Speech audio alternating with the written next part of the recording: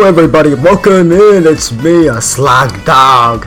Well, today I'll be talking about a new favorite Yorick build that I've been playing a lot on stream. If you haven't been watching, that's okay, because I'm going to explain it to you. So, the build has three really important things that make it different from the normal Yorick build.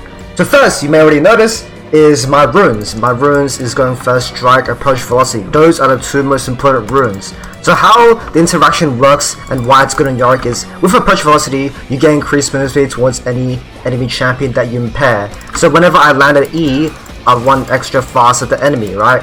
And the second part, which is first strike, works really well with Yorick because obviously Yorick has a far range ability that he can spam and easily get first strike off. However, something that not many people notice is that ghouls also proc first strike. So you see these ghouls, they'll be proccing first strike and getting you extra money.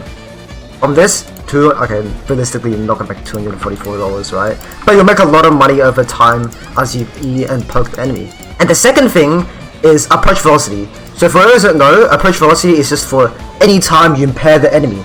So this works with Grudge, and Grudge works with ghouls. This means that if I land E and the ghouls attacking the enemy, I'll also get increased movement speed. Let's say I have ghouls just naturally hitting right. My movement speed running towards the enemy will be 446. If I'm running away, 395, right, which is my default movement speed. Let's just say I have ghouls hitting minions or whatever. If I E the enemy, I'll be running at a 503 movement speed because I'm running with E at them, because it increases your movement speed towards them, right?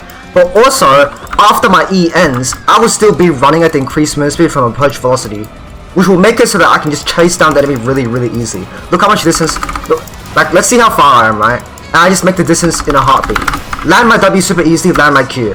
And if I feel ever in any danger, I can just walk away pretty easily, right? So you might be thinking, oh well, approach velocity only works towards running at the enemy, right? And that's definitely one of the biggest weaknesses about this Yorick build. I can't run away efficiently, and it's kind of slow. The only thing that realistically saves me is the fact that Grudge slows the enemy so they can't chase me down. That's where the other two parts of the build makes this build really strong. So the first part is Spear of Shojin. So Spear of Shojin has a second effect that not many people notice at all, which is, I argue, probably the strongest part of the item, honestly. And that's the fact that you get increased movement speed when you're low HP. So this is showing me in full HP, 395 movement speed with City Boots, perfectly normal, right? But you can see, as I take more and more damage, my movement speed goes up more and more. Now, oh. Fuck. So you can see, as I take more and more damage, I get more and more health. And at a certain point, I will have 446 movement speed. So now, I'm running crazy fast, and the enemy doesn't know why. This is the most fucked up part about Shojin. Usually when you get movement speed buffs or something, there'll be an effect. So if I eat the enemy right, I get this little haste effect, and it'll be like, oh okay, he's running fast towards me. If I'm Shojin, I just randomly start walking really fast, and they don't really know why. So let's just demonstrate here. Okay, I'm full HP. I'm walking around the tower, and I'm just slowly increasing speed, and the game, oh fuck, okay, whatever. But if I run slowly faster and faster, they won't know why. They won't know why, right? And that's where the really OP part about the build comes in. And another thing is, it's constant. As long as you have low health, you always run faster. And then the second part, which is life-saving towards you saving your own life, is Ghost. So obviously Ghost increases movement speed, right? But this synergized with Shojin will make you run insanely fast away. Likewise, both of these effects can be used towards chasing the enemy. So let's just show the optimal space, optimal time and area where you'll be chasing the enemy the fastest, alright? So now I'm the lowest health I can be. I'm gonna ult here, and I'm gonna Ghost, I'm gonna E at him. 646 movement speed. I may as well be a fucking full build heckroom with how fast I'm running, right? And you can go in and out, and it's really hard to dodge and escape, honestly. It's just really fun. And yeah, it's a pretty nasty build. So this, in combination with just being able to W the enemy and run away and in, it's just really frustrating.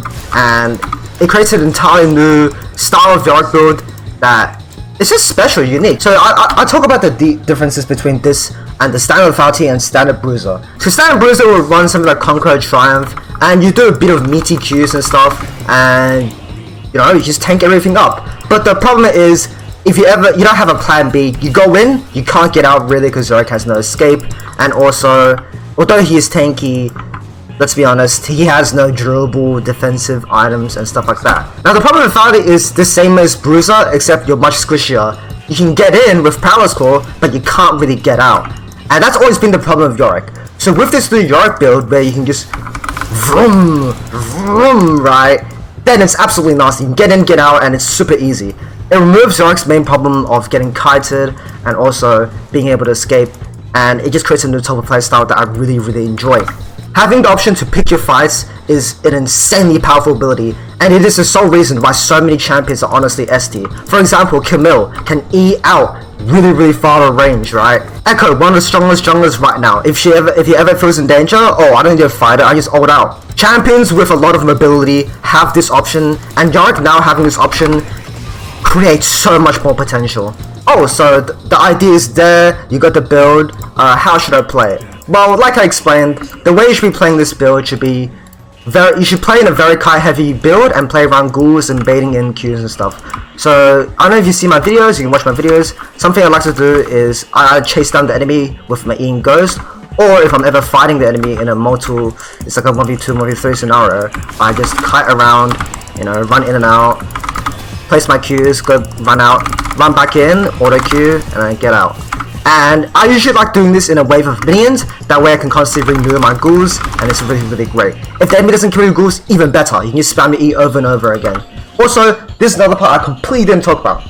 Ability haste is actually really, really broken in Yorick if you get it to stupidly high amounts. The reason being is that you can constantly spam E. So I'll show the build off at like 4 or 5 items. So this is a pretty standard Yorick build, and your E's are on a 3.3 second cooldown, W's 5, Q's 1.69. So let's just see how you play it, right? Let's say you're fighting 2 people. So I can do this, get out.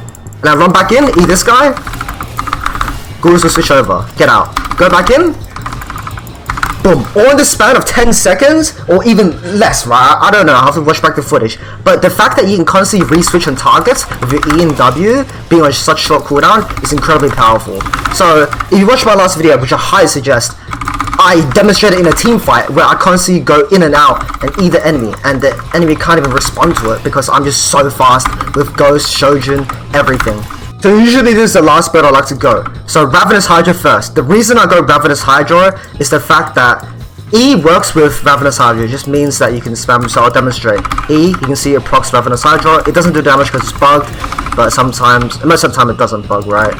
And you can see that, you can see my Ravenous block is very nice. You can also go Mana Mune in the build. I don't like Mana Mune, however, though, because it takes too long to scale, and also, it's just, the effect is not that amazing. It's okay because E procs it as well, but Grudge Cleaver is a lot more easy to go. Obviously, Grudge second for the synergy of approach velocity, and obviously Shojin so you can spam your abilities more. And then you go Cleaver just because of the fact that it also gives more movement speed, which is nice, and the armor effect is really, really great. However, one thing I do want to talk about that not many people mention is that the health is really, really important. You can see this build is quite squishy, especially in the early levels, and getting that Cleaver health will help you out a lot. If you struggle with surviving just damage overall, you can go Hullbreaker as well, or even Jack Shadow to replace Power Score. Power Score is the icing on the cake, where it'll make your build just a shitload more damage. This Iron alone has given me 38 lethality, and I'm able to Power Score, so something like that. Boom, and I can get out pretty easily, right? So I'd say the two interchangeable items is Paralysis Claw and Cleaver. You can go something like Hullbreaker, Jack Shadow, and you'll be really, really tanky in exchange for a bit of damage. Look at that. Holy crap. I just personally like Cleaver and Paralysis. Something to note though is Jack Shadow does work of ghouls, so you stay in combat. Also, this video was recorded before the patch about the Ravenous nerf. I do want to say, Ravenous will still be a very, very powerful item.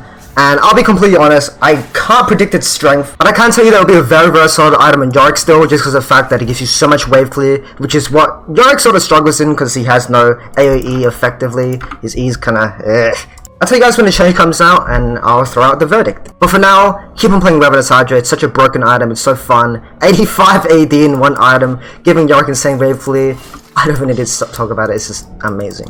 Anyways guys, I'm really excited to try out Yorick in the new season, see how far I can get. I highly do suggest watching my streams. Check it out on twitch.tv/slogdogs. I try a bunch of new Yorick builds, and also it's just a ton of fun talking to you guys. Love you guys, have been very pleasant. Do let me know if you're from YouTube, because it's always fun to hear what you guys' favorite video from mine is. Anyways, have a great one everyone, and good day, or good night, but most importantly, good luck. So whatever you do, hope you have a good time, yeah?